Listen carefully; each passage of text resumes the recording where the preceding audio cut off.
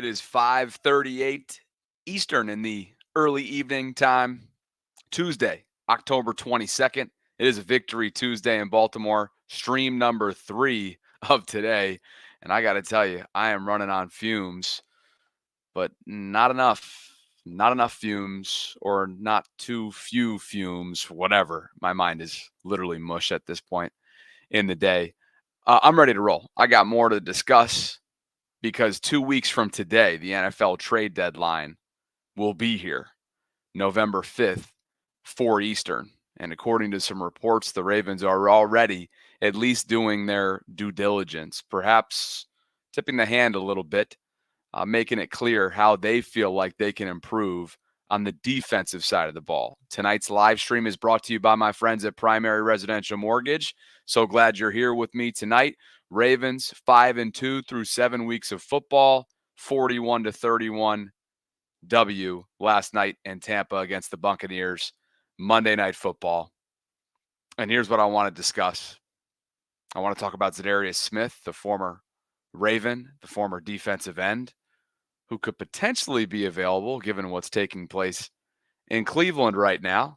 We'll also look at where Lamar's numbers rank through 7 weeks and just how many national outlets are spending airtime talking number 8 throughout today.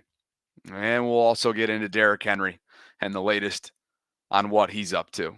But we begin with, again, the former Ravens defensive end, and that is Za'Darius Smith, a 4th rounder back in 2015 out of Kentucky. Transferred there after a couple seasons at East Mississippi. 6'4", 270. Been in Cleveland since 2023. Prior to that, he spent 2022 in Minnesota. And prior to that stint with the Vikings, he was with Green Bay from 2019 to 2021. And obviously, with Baltimore prior to that, he's got 298 career tackles, 60 career sacks, 15 pass deflections, 10 forced fumbles, 2 fumble recoveries, and he will turn 33 next September.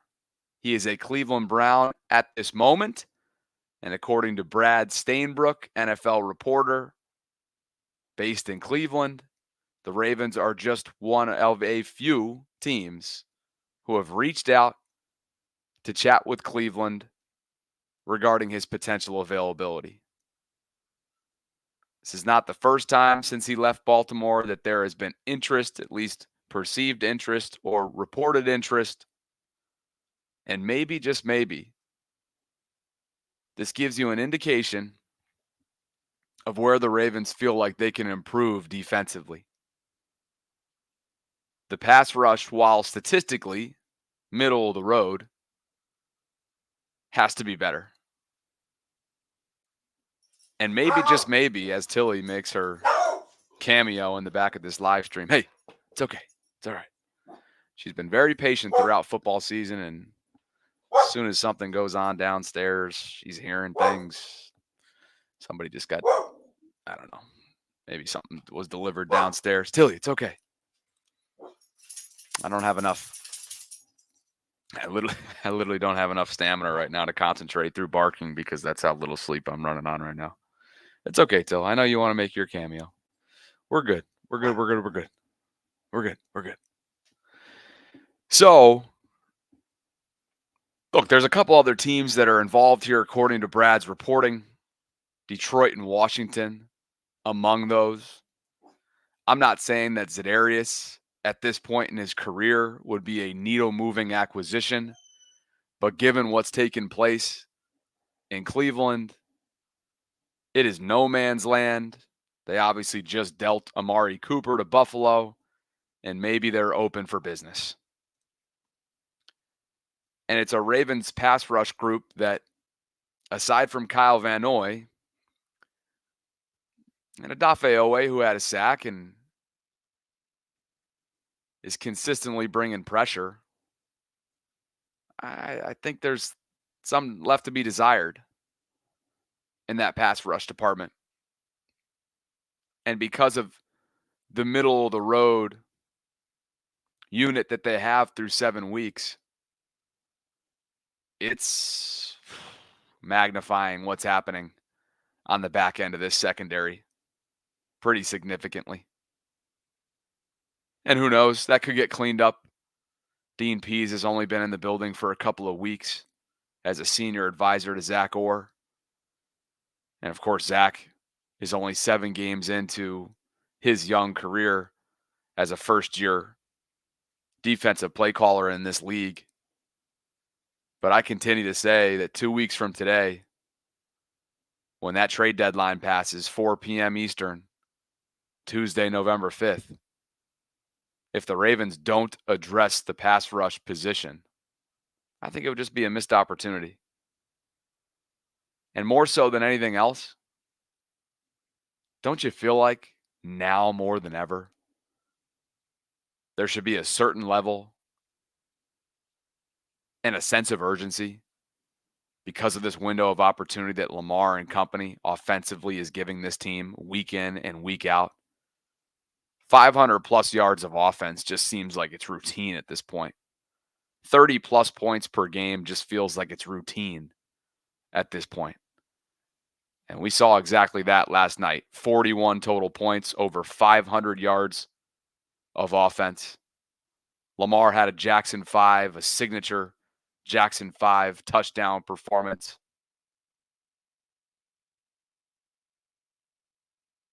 And they did it all while being penalized 9 times, which negated 85 yards. They lost the time of possession battle significantly, over 10 minutes. They lost the third down battle. They did win the turnover battle, thanks to a couple picks there in the first half for Marlon Humphrey.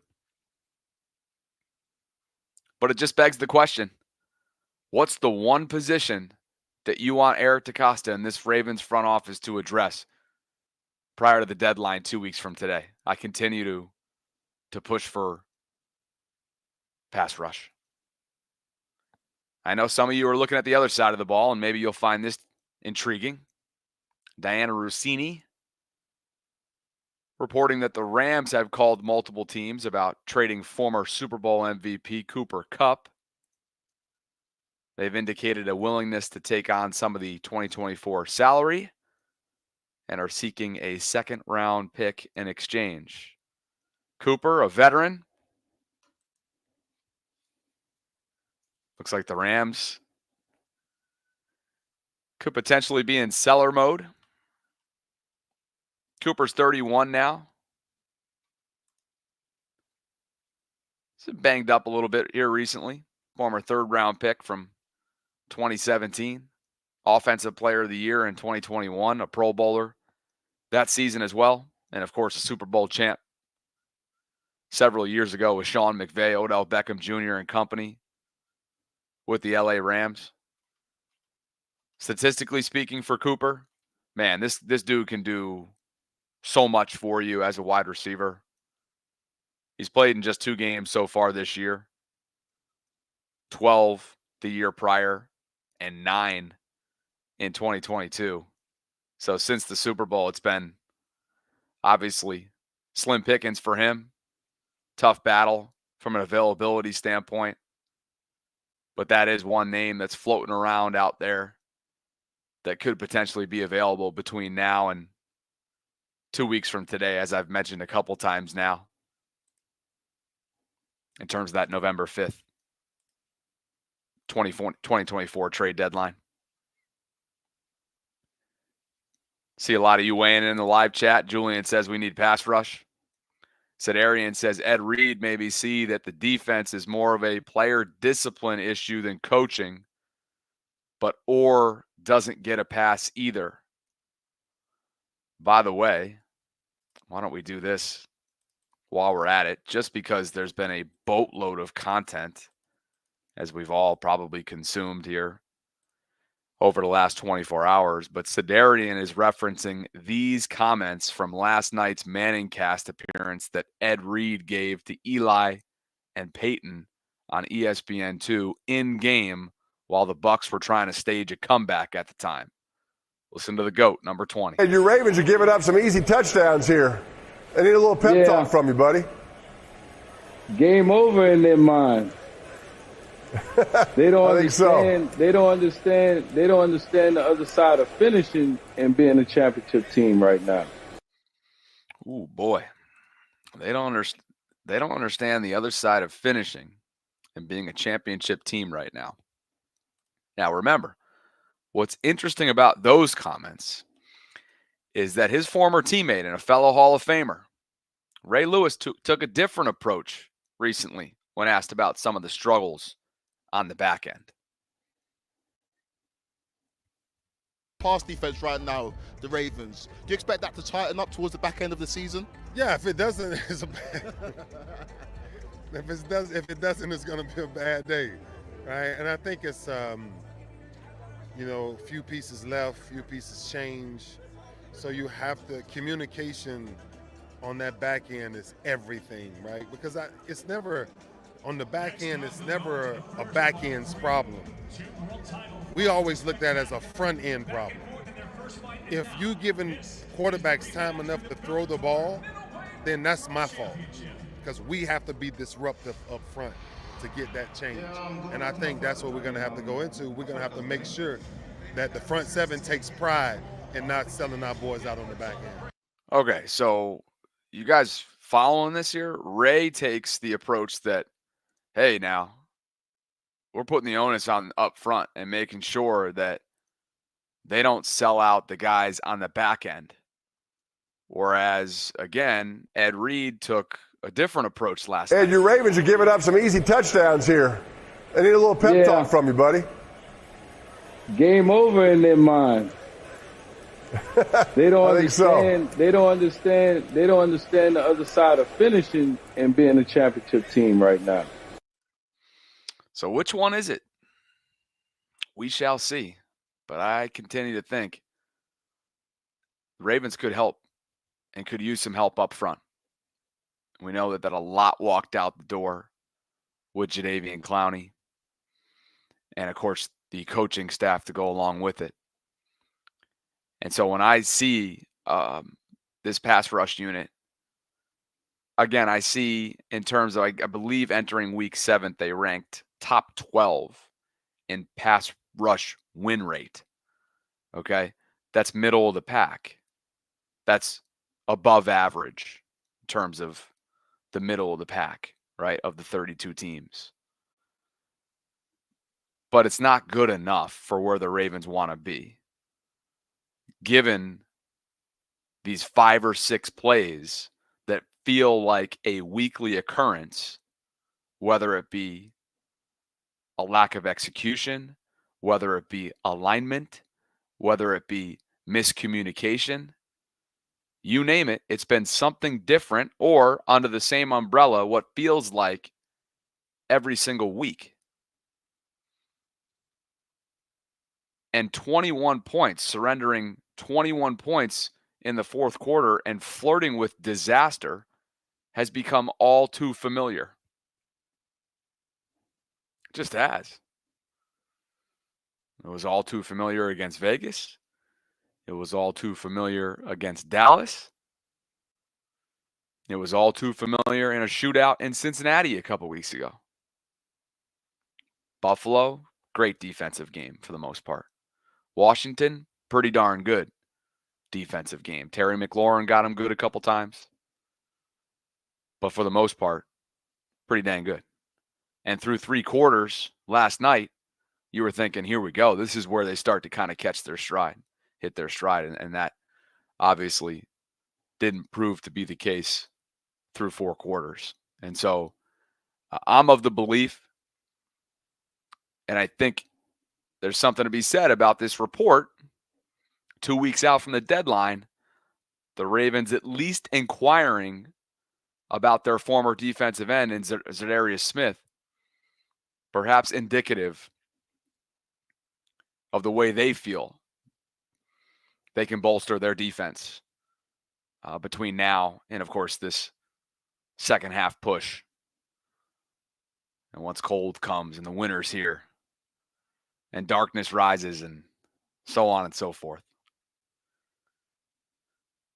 Tonight's live stream is brought to you by my friends at Primary Residential Mortgage, and I'm so thrilled to be with my friends at PRMI. There's a pinned comment in the live chat for you to get started today, and I would love for you, if you are thinking about getting involved in the home buying process, you're ready to take that leap, you're ready for a new chapter in life, I would love for you to use PRMI. Rates are dropping. Big savings for your mortgage could potentially be involved here. And now just might be the perfect time to refinance and lock in a lower rate to reduce your monthly payments. And here's the beauty. PRMI is going to cover the cost of your closing costs. Up to $750 for those of you who submit applications by February 9th. That's February 9th of 2025. In order to take advantage of this special offer, you can just simply apply through the PRMI Mid-Atlantic website. Again, that link to do so, it's super simple, is a pinned comment right now in the live chat. And that is also in the top of the show notes as well. And just mention my name throughout your application process, and Primary will do the rest for you. We got a great team in Towson, but you don't need to be in the Maryland area to be eligible for this, just so you know. And also keep in mind as well that simply clicking, even though maybe you're not even in the home buying market, just simply clicking on that link, checking out the application, checking out my unique link goes such a long way in terms of brand sponsorship and the support that I get from them on the back end. So appreciate you guys as always. Let's keep this conversation moving. I appreciate you guys for being with me tonight, just before 6 o'clock on Tuesday, the 22nd. Ravens will turn a page on a quick week. Sunday in Cleveland is coming up. Yet another divisional matchup, the first of two, with the Cleveland Browns, who sit at 1-6. And boy, oh boy, they are really in no man's land, and they might be heading more so in that direction after dealing with this guy coming up 6 days from now. Lamar owns the highest passer rating this season with an 118 overall rating, 118 flat. A couple other MVP candidates on this list as well, including Jared Goff in Detroit.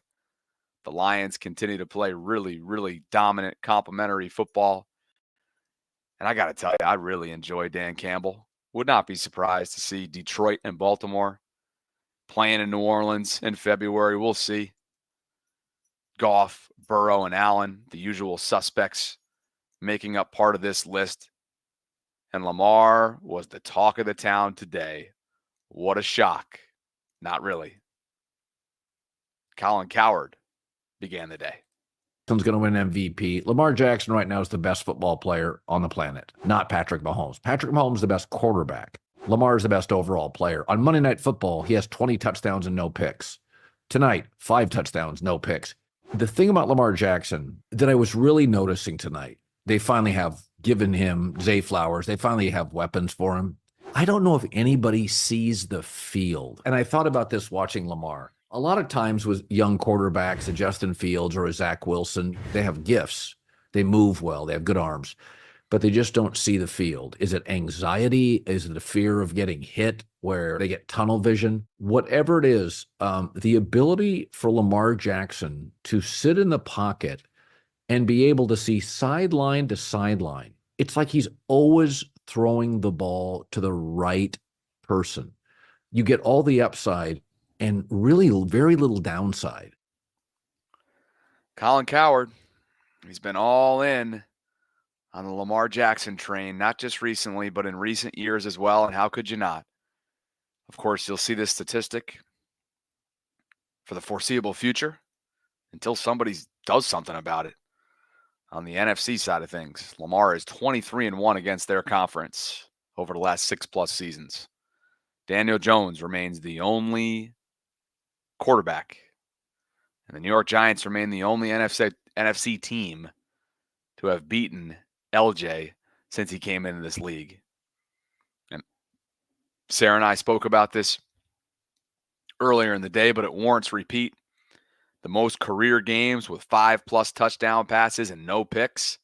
Look at where Lamar is and look at his peers in terms of sample size.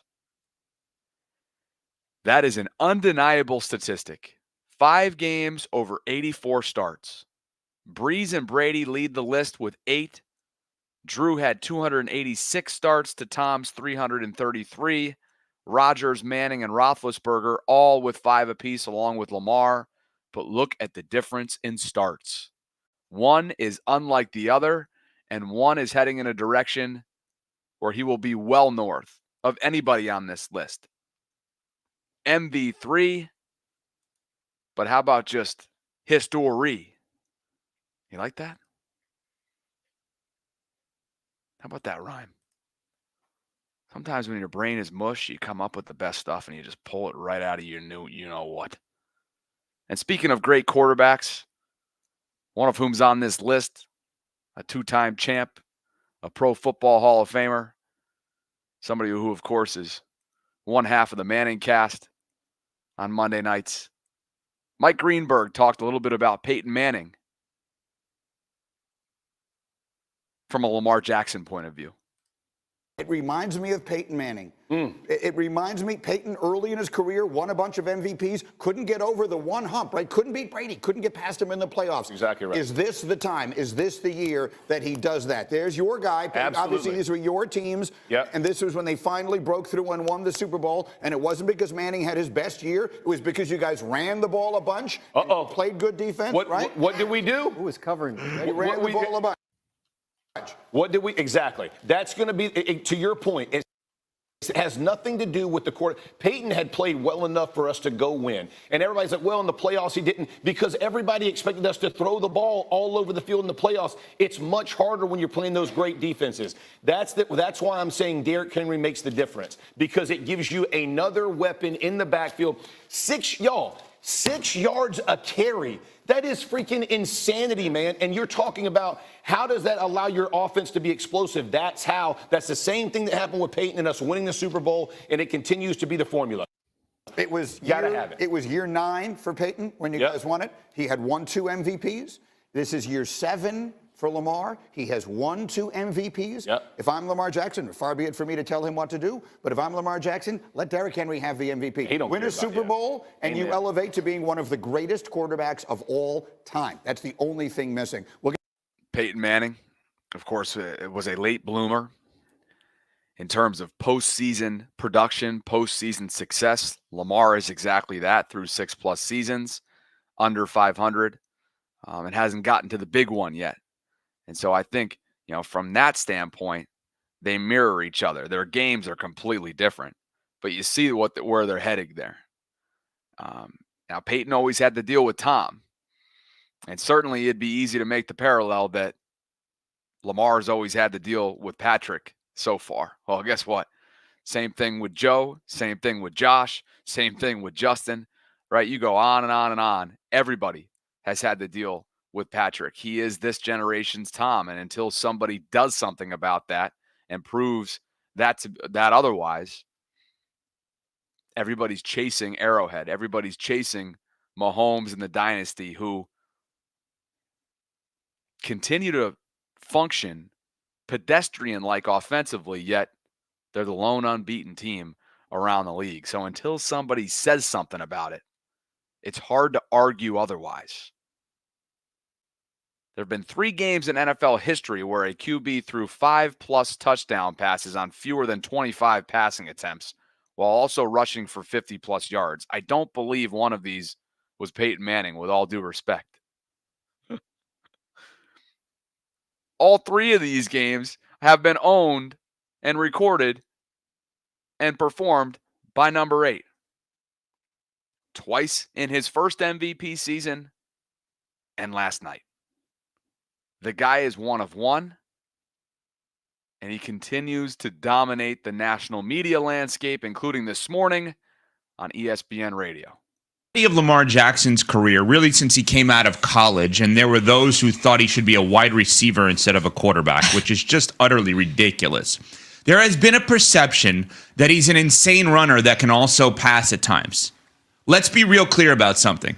Lamar Jackson is an elite passer of the football. He is a pass-first quarterback. He's always been that way, and he's that way now. And he's better at passing than almost every quarterback outside of Mahomes and some others in the league. He also has the ability to run. He is not a running back, he's not a wide receiver, and he's not even a running quarterback. He's a passing quarterback that has the ability to run. And at some point, people have to get it through their heads that the running is the add-on, is the icing on the cake for this guy, cherry on top, whatever cliche you want to use. He is an elite passer of the football. When you go 17 of 22 and you throw 5 touchdowns against Todd Bowles' defense, understand something. This guy is a pass-first quarterback, and he's dominating the opposition in doing so. Enough with the running conversation. Does he have an ability to run? Yeah. That's not what he is. I've had enough of people criticizing him for not being a good passer. No, you said something right now. You said he's as good a passer as anybody in the NFL this side of Mahomes and some others. I'm asking you, who are the others? Okay, who are the others? Right. So, because there ain't no others. Then that's fine. If you want to put Patrick Mahomes in a separate category, always cool. do, yeah. But I'm not finna sit here and say that Joe Burrow or Josh Allen or Jordan Love or any of these other quarterbacks are better passers than Lamar Jackson. Good. That's what I was looking for. That's ridiculous. That's what I was looking for. Unsportsmanlike this morning, ESPN Radio. Lamar's starting to gain that loyalty, right? That ingrained loyalty from some within the national media landscape. Others have taken just a preposterous approach, kind of like Sirius XM. Do I have to play this again? Should I play this again? Why the hell not? Let's torch him. It's third, and honestly, it waters down the MVP. Because what are we doing if the MVP can't get to the Super Bowl? I mean, maybe he will get to the Super Bowl. In fact, he has a great chance this year. But they were dominant last season, right? I do think it's a question of, can Lamar's style work in the playoffs where you really have time to hone in and limit his running? Like the AFC, you have, it's different during the regular season. Like, you're preparing for next week. Like, everything, when you're in the playoffs, and everything is about making sure that your guys stay in their rush lanes, and you really can contain them. I don't know if that works in playoffs. So, yeah, I have a problem. Like, don't give him MVP. Even if he earns it this year, give it to somebody else. Okay, that's what I would say. I know, but isn't that not in the spirit of the award? The competition is not giving him any competition. That's not Lamar's fault. He shouldn't be held. It shouldn't be held against. Part of me hates to continue to promote that, but that's a Sirius XM radio host by the name of Andrew Perloff. And he thinks that Lamar winning MV3 would water down the award since he hasn't made it to the Super Bowl yet. I'm not going to waste too much oxygen on this. The direct quote that's just ludicrous is, yeah, I have a problem. Don't give him MVP, even if he earns it this year. Give it to somebody else. It's a regular season award, bro. Come on. That's all I'm going to say there. That's just pathetic. Look at what he's doing against the blitz. Lamar against the blitz is elite. And he was exactly that last night in Tampa. 13 of 17, 186 passing yards, 4 passing touchdowns, 0 picks, clean football, and a passer rating of 151 flat. He made Todd Bowles and Tampa's defensive staff pay. And when he tells you it's a pick your poison kind of offense, he ain't lying. That's what he's doing right now. He was blitzed on 61.5% of his dropbacks. That's the third highest rate for a Lamar game, which includes both the regular and postseason. Pick your poison. This is who Lamar is now. Defensive coordinators just have to choose. And you know what? Like Larry Foote said, y'all remember what Larry Foote said, the former Pittsburgh Steeler, who's now the pass game coordinator, who had the tall task of strategizing for Lamar this week? The challenge of preparing for a quarterback and all he can do, what makes Lamar Jackson unique that way? First, you got to pray.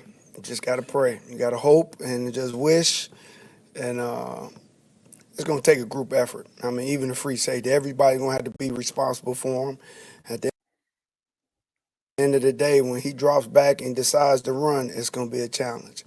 And when he does get tackled, it's a shoestring tackle. So that's when the prayers are going to be needed. But we got a nice plan for him, but his athleticism, him being a quarterback, we're at his mercy at times, and we just got to do a good job. Can't let him kill us. Is there anything that makes him more effective than being able to have a Derrick Henry in the backfield where he can just, he's got you stretched both ways now? And he's developed into a great passer. So, you understand why he didn't win multiple MVPs. When he is running the ball, he has running back vision. That's what makes it tough. He's slippery, and everybody knows how fast he is. But it's going to be a collective effort. Try to slow him down. Larry Foote last week. Were the prayers answered? Jury's still out on that one. You can't talk about Mr. MV3 front runner without talking about his running mate. And my, oh my, has his running mate been nothing short of special so far this year. The King, by the way, I just took a look at the statistical leaders across the NFL, and Derrick Henry is comfortably the league's leading rusher through 7 weeks with 873 yards on the ground. The next closest is San Francisco's back, Jordan Mason, with 667. Saquon is third in Philly with 658. And then there's a little bit of a drop-off. Josh Jacobs in Green Bay, 540. And Chuba Hubbard in Carolina, 537. If you're wondering where Lamar stacks up on that list, again, not just with quarterbacks, he's just outside the top 10 in rushing league-wide, all positions. He's got 455 yards on the ground in 7 games. That's 6.2 yards per carry. Oh, man. 2 top 11 rushing leaders. It is a good time to be a Baltimore Raven. And by the way, he's a top 5 passer right now as well, Lamar is. 1,810 passing yards. That ranks 5th on a list that includes from top to bottom, top 5, Geno Smith, Baker Mayfield, Brock Purdy, and Kirk Cousins. Lamar is top 11 in rushing yards, not just among quarterbacks, and he's top 5 among passing quarterbacks. This is unique stuff. I hope none of us. Oh man, Andy Dalton was involved in a car accident.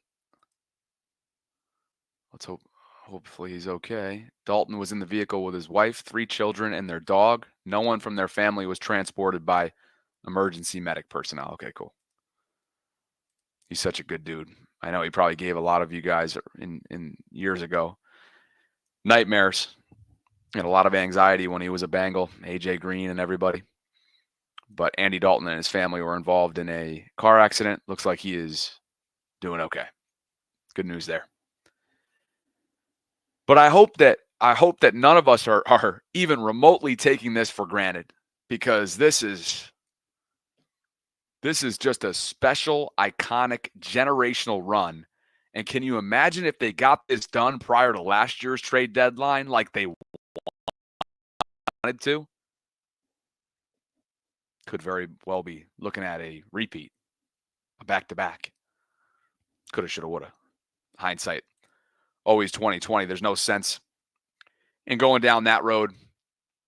But the King is an ascending player at 30, 109 touches, 793 total yards. I got to blow this up just so you can see his face. The guy runs like a man possessed. That's a man who sees open grass. That's a man who has one goal and one goal only.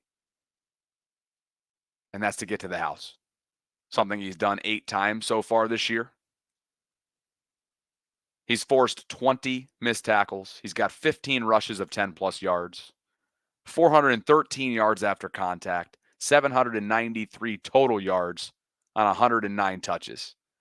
They were conserving him throughout points of last night, and yet he still finishes with a game high 169 yards on the ground for 15 carries.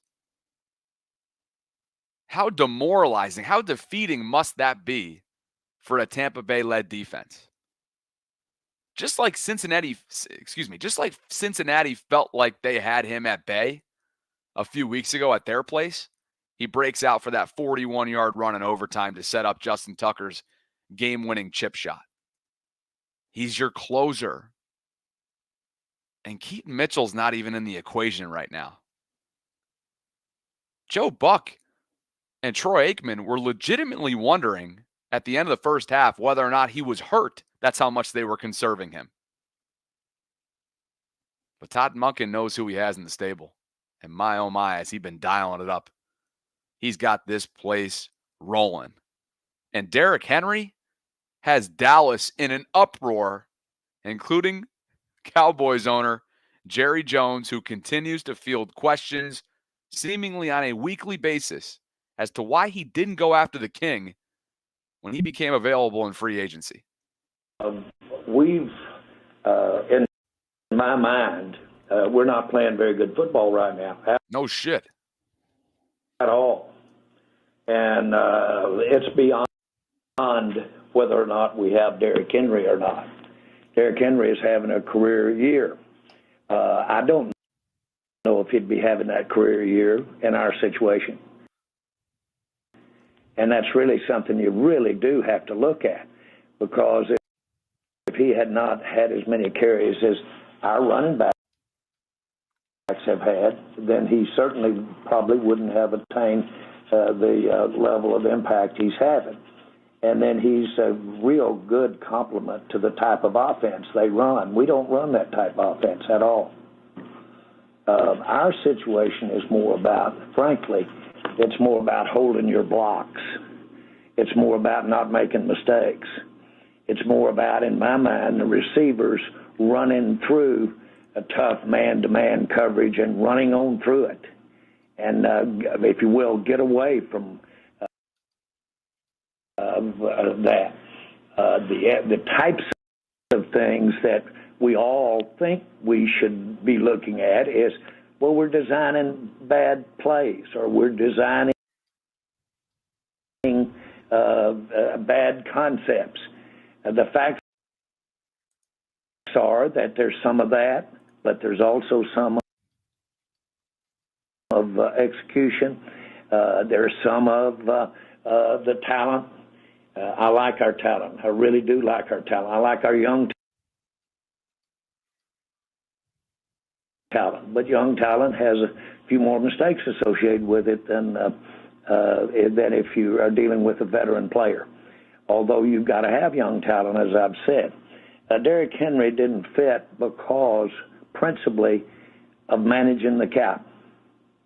In anticipation of the players that we were going to sign weeks later, or anticipation of the players we're going to be signing in the future. Okay, Jerry. You sure it just wasn't the idea that kind of felt like it was a collective belief around the league that you didn't feel like you had it anymore? The Ravens knew he had it, and they knew he had it so much so they wanted him prior to last year's deadline. Jerry could have made it work. Jerry could have absolutely made it work had he wanted to. Instead, they have an aging, declining, and over the hill Ezekiel Elliott, a part of a team that is underachieving across the board. And that's quite all right, because Baltimore is enjoying everything that Derrick still has left in the tank. And by the way, I just saw a live chat from Besto79 that says Derrick has 873 rushing yards, not 793. If I misspoke, that's definitely because of the lack of sleep. Derrick has 873 rushing yards. I believe I said that earlier on, but if I didn't, apparently I'm dyslexic. 873, which leads the league. The next closest is Jordan Mason at 667 in San Francisco. And look at this. The King quote tweets his 81-yard burst last night, which was the fifth highest speed in terms of miles an hour of any player this season. And he says he should have scored and calls himself slow as F and gives loves to the flock. I mean, if that doesn't tell you all you need to know about who this guy is at this point in his career, what he's chasing, I don't know what will. And when you look at what he is on pace to do, and I thought this was hilarious too. Maybe this was Jerry texting Jordan Schultz. We mentioned this. Who knows who was texting Jerry Jones late last night? Or Jordan Schultz, excuse me. But look at what Derrick is currently on pace for. Career bests in 3 different categories. Rushing yards over 2,100. 6.5 yards per carry. 19 rushing touchdowns. That's what he's on pace for. He'd be breaking all kinds of records, including a bunch of his personal bests. And the yards after contact through the roof as well. Just keep in mind, this guy turns 31 coming up in December, and you would never, ever know it because of the contributions that he's given the Baltimore Ravens right now. Over 700 of you joining me here tonight. Great viewership. So glad you're here. 6:20 Eastern in the evening on Tuesday, October 22nd. It is a Victory Tuesday around these parts, and we're 2 weeks out from the November 5th, 4 p.m. Eastern NFL trade deadline. That's what tonight's show is all about, but I would be remiss if I didn't mention what's becoming a thing, and that is Mr. Rashod Bateman. A career game in year 4 for number 7. He finishes with a game high in receiving yards, 121 on just 4 receptions, a touchdown along of 59, and he caught all 4 balls that were thrown his way by Lamar. I know I can speak English. I know I can. I can do it. You think I can do it? I know I'm capable of speaking English. But the 2.5 hours that my head was on the pillow last night says otherwise. I know I can do it. Let's reset. Let's take a deep breath and reset, shall we?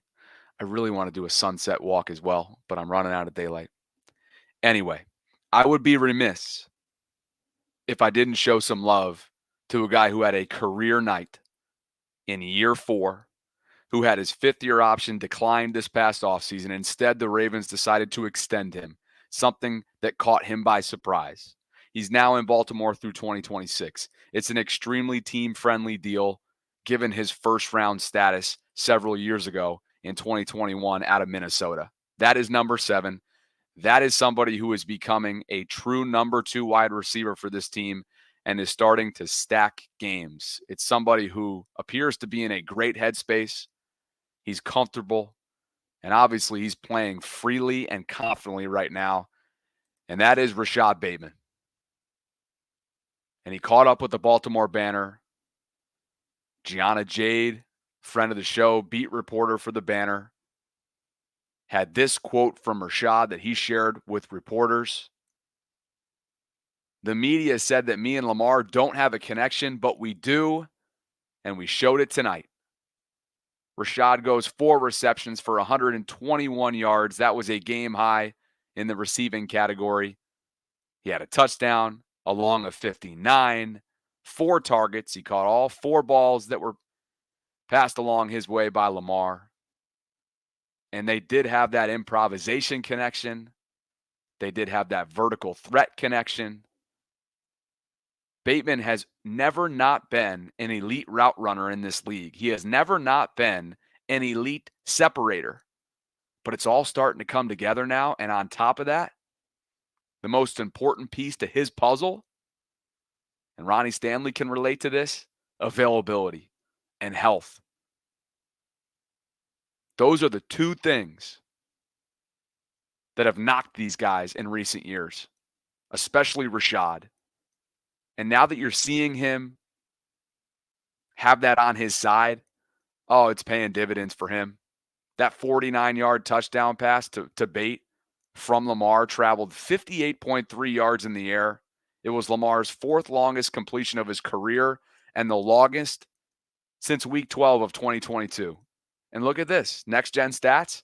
Bateman's accounted for Jackson's 3 longest completions so far this season. So big play bait, big game bait is starting to become a thing.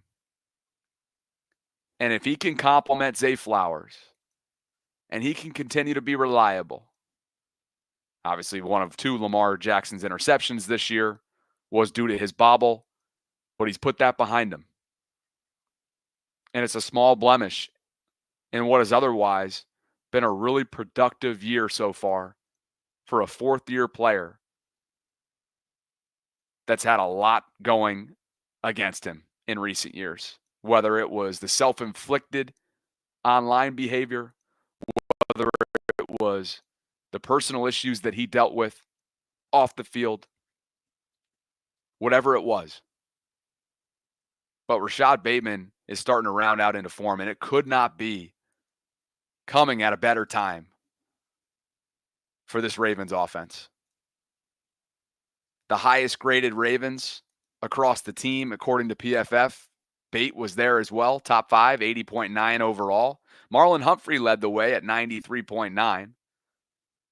Lamar, 92.7. Mark Andrews finds his way onto this list, 83.3. And, of course, the King, 80 flat. A couple defensive players on that list, obviously, or at least just Marlon. The rest of them key contributors to the offensive side of the group. And speaking of contributions, Arthur Maulet has officially made it to the 53-man roster. His 21-day window from injured reserve was coming down to an end. And the nickel corner, who had arthroscopic knee procedure done later in the summer, I should say, could potentially make his season debut, regular season-wise, coming up on Sunday in Cleveland. The corresponding move, they waived inside linebacker Josh Ross, the former undrafted rookie out of Michigan. Big special teamer for them. Hopefully he clears waivers. They'll try and get him back on the practice squad, I would imagine, like they did with Saleh a week or 2 ago. But number 10, physical nickel corner, great blitzer with timing and instincts. Savvy AFC North veteran. Going to have a chance to get involved in this defense and calm things down on the back end for Zach Orr's group.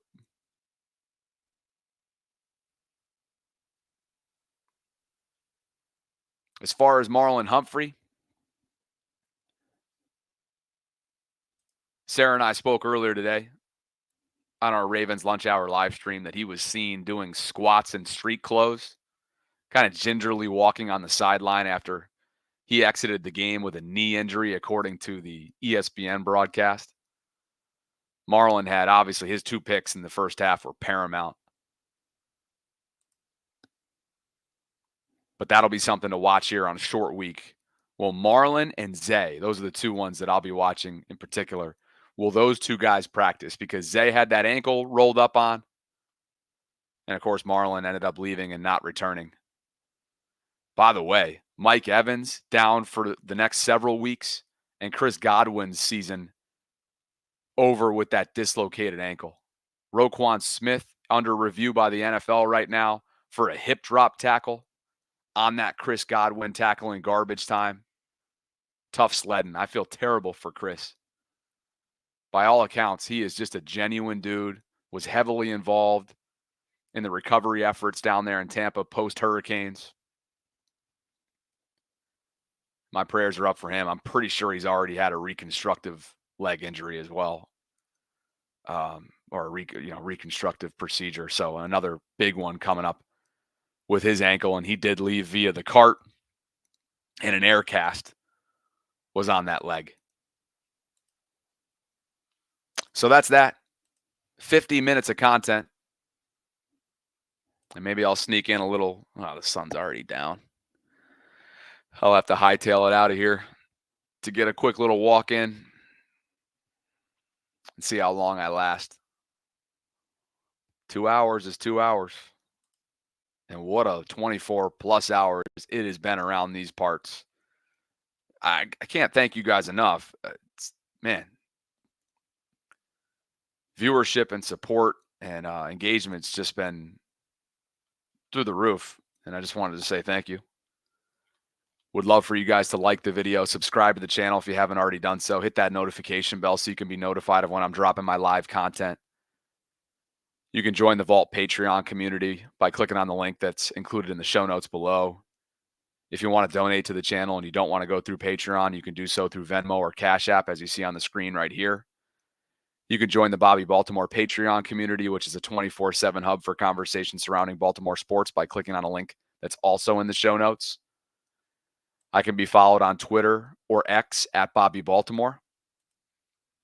Same goes with Instagram. And all 700 plus of you tonight that join me concurrently, I appreciate you guys. It's going to be a short week, and we've got a lot to get to as a result. Week 8 is here. Emos thinks that, or it wants to know if we should get Max Crosby. Ravens should get Max Crosby. His price tag is going to be through the roof. It's going to require, wouldn't be surprised if it's multiple ones, to be honest with you. No chance the Ravens are willing to do that. But I continue to stand by that position being priority number one. Tila, Julian, all my OGs in the live chat, I appreciate you guys for being here. I'm sure Chef Frez is somewhere around there. Cameron, my guy, you guys are the best. It's been fun. It's been a whole lot of fun.